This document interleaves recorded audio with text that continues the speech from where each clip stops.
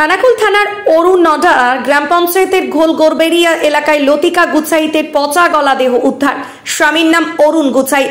ঘটনা জানা মাত্রই ঘটনাস্থলে উপস্থিত হয় খানাকুল থানার ওসি রাসেল পারভেজ খান। তারপর ঘটনা সম্পর্কে সবকিছু খোঁজ খবর নিতে থাকে। তবে কি কারণে মারা গেল তা নিয়ে খানাকুল পুলিশ খতিয়ে দেখছে। স্থানীয় সূত্রে শোনা যাচ্ছে বৃদ্ধা মানসিক অবসাদে ভুগছিলেন দীর্ঘদিন ধরে।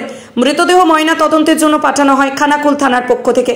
ঘটনা সম্পর্কে বিস্তারিত দেখুন ব্যুরো রিপোর্ট নিউজ অগ্নি। নামে নয় কাজে সাংবাদিকতা। উনি একা থাকেন, খুব নিরীহ মানুষ। এবার মানুষের হয়তো ওনাকে খুব খারাপ লাগে, হয়তো একলা মানুষ থাকে, মাথার ওপর কেউ নেই। আমার বাবা অনেকদিন আগেই ছেড়ে আমাদেরকে চলে গেছে, এখনো সেইভাবে জানানো হয়েছে। হ্যাঁ, এবার আমি পুরো আপনাদের উপরে সবকিছু দিয়ে দিচ্ছি, আপনারা এটার বিচার করুন। যিনি মারা গেছে কি নাম? লতিকা গুছাইত, আমার মা। আপনার নাম? আমার নাম জ্যোৎস্না মাইতি। আপনার কোথায় বাড়ি? জ্যোৎস্না মাইতি, বাড়ি জঙ্গলপাড়া। ঘটনাটা আমরা কিছু আমাদেরকে 1টার সময় খবর দিল যে তোমার দিদি এরকম মারা গেছে, মরে পড়ে আছে ফাঁকে।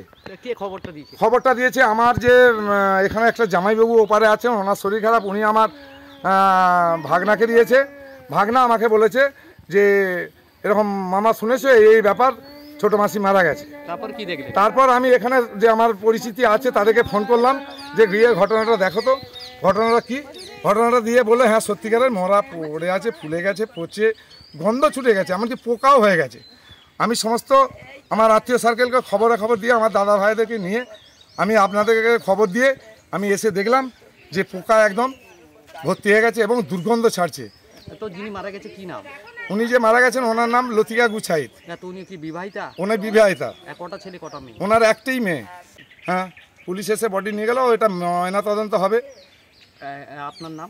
আমার নাম শ্রীকান্ত সোনা। এই এলাকাটা কি নাম? এই এলাকাটা গড়বেড়িয়া না। আপনার কি? আমার দিদি হয়, ছোট দিদি হয়। এভাবে বলতে দেখুন, উনি আজ থেকে প্রায় আনুমানিক 33 বছরের মতো উনি একাই থাকেন বাড়িতে। স্বামী অনেক আগেই 33 বছর আগে একটা ঝামেলার জন্য নিখোঁজ হয়ে যায়। তারপর থেকে ওনার ভাইরাই সব দেখাশোনা করে থাকে, ঘর পর করে দিয়ে যায়, এইসব ব্যাপার। ওই একটা সাইডে থাকে, কেউ অত ওদিকে যাতায়াত নেই। হ্যাঁ, এই পর্যন্ত এখন কখন মারা গিয়েছে বা কি হয়েছে না হয়েছে আমরা ঠিক জানিও না। ওদিকে আজকে ছোটো ছোটো কতগুলো ছেলে মেয়ে তেঁতুল কুড়াতে গিয়েছিলো, গিয়ে দেখে যে এরকম পড়ে রয়েছে। তারপরে এসে বাড়িতে সব আমাদের খবর দেয়। তারপরে সবাই যেয়ে দেখে। হ্যাঁ, দেখার পর দেখলো যে একটু হালকা মানে গ্যাস উঠে গেছে। তারপর ওনার মেয়েকে বা হচ্ছে ওর ভাইদেরকে সবাইকে ফোন করা হয়েছে। আমাদের কাছে ফোন নাম্বার ছিল না, অন্য আত্মীয় মারফত হচ্ছে খবর দেওয়া হয়েছে। সেখান থেকে দেখা যায় ওর ভাইয়েরা থানায় ফোন করেছে। আমাদের সঙ্গে কোনো আলোচনা নেই, কিছু নেই। আমাদেরকে এসে বলছে মার্ডার করেছে, খুন করেছে, অমুক করেছে, তমুক করেছে, এইসব ব্যাপার।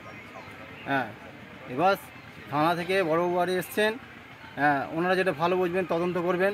হ্যাঁ, তদন্ত করে যেটা হবে সেটা মেনে নিতে হবে। কী হবে এই যে পরিবারের যে ওনার দাদা আজ থেকে 33 বছর আগেও যে ঝামেলাটা করেছিল, তখন আমার কাকা ছিল, ওর জন্যই আমাদের এখান থেকে গেছে। আবার সেই ওনার দাদাই আবার আজকে তড়পাচ্ছে, কিন্তু কি বলছে উল্টো পাল্টা। আমরা কি বলবো? আমরা চুপচাপ আছি, শুনছি। তো যিনি মারা গেছে উনি নাম বলতে পারবেন? লতিকা গুছাই। এই এলাকাটা কি এলাকা? গড়বেড়িয়া গ্রাম। আপনার নাম? খানাকুল থানার অন্তর্গত। আমার নাম বিকাশ গুছাই। আপনি কি এলাকার বাসিন্দা? আমি ওই যে মারা গেছে ওনার ভাসুরের ছেলে। খড় দিয়ে ফেলে রেখেছে।